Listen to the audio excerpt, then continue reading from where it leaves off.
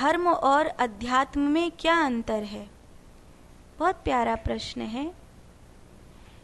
जो धारण किया जाता है उसे धर्म कहते हैं।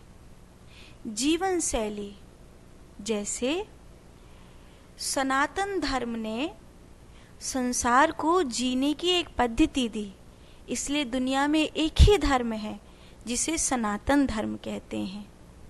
शब्द भ्रंश होने के कारण धीरे धीरे सनातन धर्म को सिंधु और हिंदू धर्म भी कहा जाने लगा।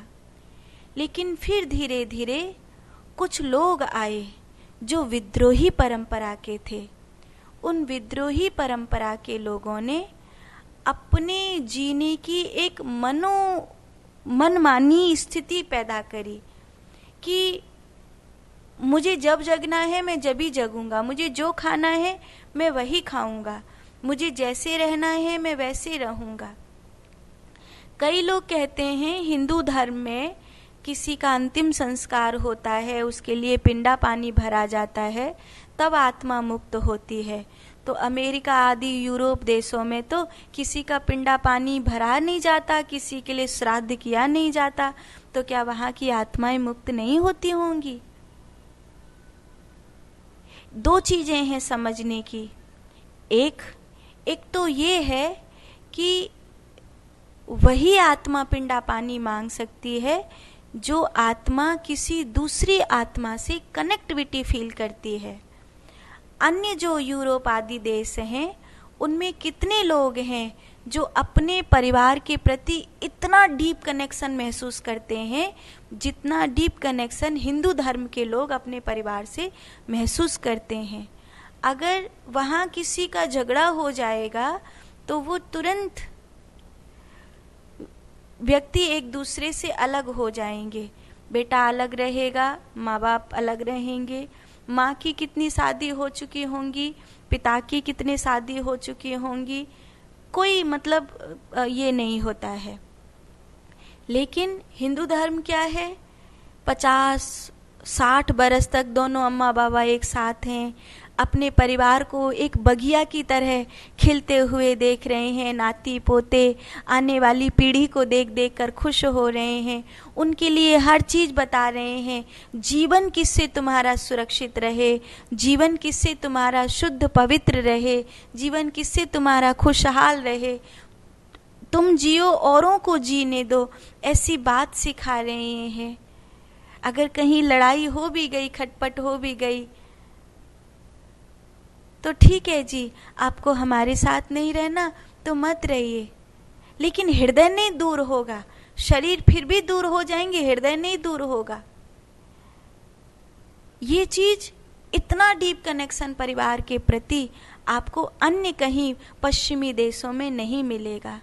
तो कौन सी आत्मा किससे जाकर मांगेगी? जो जिंदा आदमी अपने बेटे से एक गिलास पानी नहीं मांग सकता, सोचो वो मरा हुआ आदमी अपने बेटे से एक गिलास पानी मांगने की हिम्मत करेगा? जब जिंदा था तब तो अपनी माँ के लिए कुछ मिष्ठान लाया नहीं, कपड़ा लाया नहीं, खुशी के लिए कुछ सोचा नहीं। क्या लगता है अब जब उसकी माँ मर जाएगी तो अपने बेटे से आशा करेगी कि ये मेरे लिए भोजन कराएगा किसी को, ये मेरे लिए किसी को वस्त्र दान देगा? भूल जाओ। जिसने जिंदा बाप को पानी नहीं पिलाया वो मरे हुए बाप को पानी क्या देगा? और बाप मांगेगा भी नहीं, क्योंकि बाप को पता है जब मैं जिंदा था तब इसने पानी नहीं पिलाया, तो अब मैं मर गया तब मुझको ये क्या पानी पिलाएगा। इसीलिए वो जो डीप कनेक्शन था वही श्राद्ध मांगने के लिए और श्राद्ध लेने के लिए मजबूर करता था।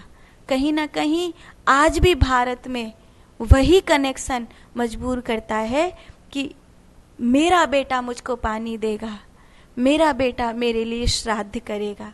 वही एक धारा है जो जोड़ती है। रही आत्माओं के भटकने की बात, तो आत्माएं तो भटकती हैं।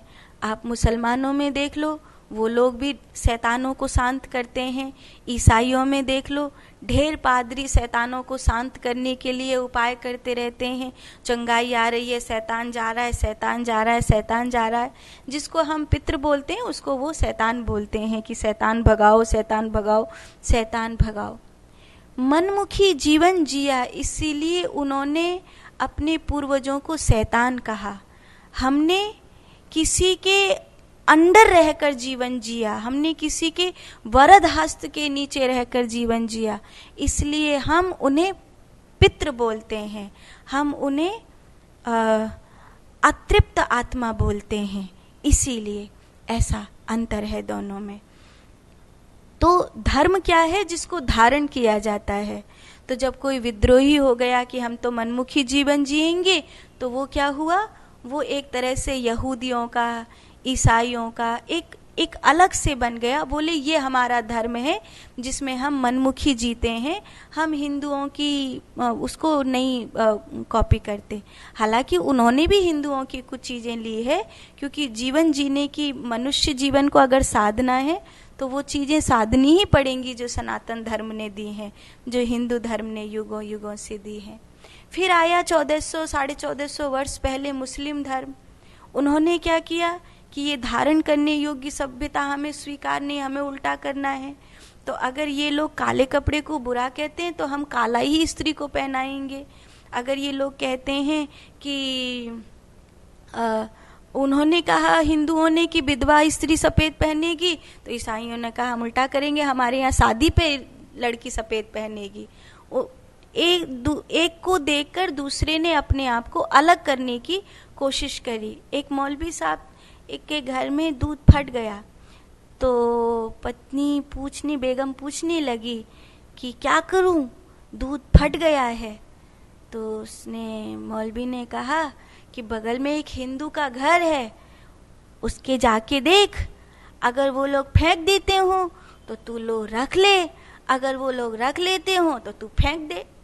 अपने को तो उल्टा करने से मतलब, जो वो करे उसका ठीक उल्टा हम करें। हिंदू मन में बैठकर राम को ध्याएगा, हम ऊंचे ऊंचे लाउड स्पीकर लगा करके अपने खुदा को चिल्लाएंगे कि ऊपर मुल्ला बांग दे भैरव हुआ खुदाए, कबीरदास जी कहते हैं। ऊंची ऊंची चोटी बना करके रोज चिल्लाएंगे कि अल्लाह अकबर है, एक ही सच है। तो जो धारण किया जाता है वो धर्म है। अब क्या धारण किया जाता है उसे अगर आप पहले से देखेंगे तो आप सनातनता के अस्तित्व को समझेंगे। क्योंकि मनुष्य जीवन को अगर सुरक्षित रखना है, मनुष्य जीवन की, मनुष्यता की ऊंचाई को अगर वास्तव में प्राप्त करना है, तो आपको सनातन जो धारण करने वाली पद्धति है, जिसे धर्म कहते हैं, उसे स्वीकार करना पड़ेगा। तो लोग कहते हैं हिंदू धर्म स्वीकार करना पड़ेगा, तो कंपटीशन हो जाता है कि ये हिंदू धर्म, ये मुस्लिम धर्म, ये ईसाई धर्म, ये फलाना, ये ढिकाना। जबकि सत्य क्या है? सत्य उसके ठीक विपरीत है कि अगर आपको मनुष्यता की ऊंचाई को उपलब्ध होना है तो आपको सनातनता ने जो जीवन जीने की धारण पद्धति दी है उसको अपनाइए। धारण पद्धति आज नहीं कल आपको अपनानी ही पड़ेगी। उसको मुस्लिम भी अपनाएगा तो जी सकेगा, उसको ईसाई अपनाएगा तो ही जी सकेगा। थोड़ी थोड़ी कहीं ना कहीं अपनानी ही पड़ेगी। अगर नहीं अपनाता है तो वो मनुष्य पशु हो जाएगा, वो मनुष्य प्रेत हो जाएगा, वो मनुष्य राक्षस हो जाएगा। इसीलिए अगर आप हमारे ग्रंथों को पढ़ते हैं, अगर आप हिंदुओं के ग्रंथों को पढ़ते हैं, तो आप एक चीज़ महसूस करेंगे कि एक मनुष्य है, एक देवता है और एक राक्षस है। ये तीन कैटेगरी हैं और ये तीन कैटेगरी आज भी आपको दिखाई देंगी। जो धारण करने योग्य धरती को, धर्म को जी रहे हैं वो देवता हैं। जो धारण करने योग्य धरती को जीने की कोशिश कर रहे हैं वो मनुष्य हैं। और जो धारण करने योग्य धरती को, धर्म को पूरी तरह से इग्नोर कर बैठे हैं, विपरीत हो गए हैं, वो राक्षस हैं। उनकी जीवन की जो स्थिति है, देवता, मनुष्य और राक्षस, वही आपको ठीक ठीक, अगर पूरी दुनिया में आप देखेंगे, एक भारत देश में ही आकर के देख लीजिए, आप अलग अलग शहरों में जाइए, अलग अलग गाँव में जाइए, आपको वो कैटेगरीज मिल जाएंगी कि ये देवताओं की कैटेगरी में है, ये मनुष्यों की कैटेगरी में है, और ये राक्षसों की कैटेगरी में है।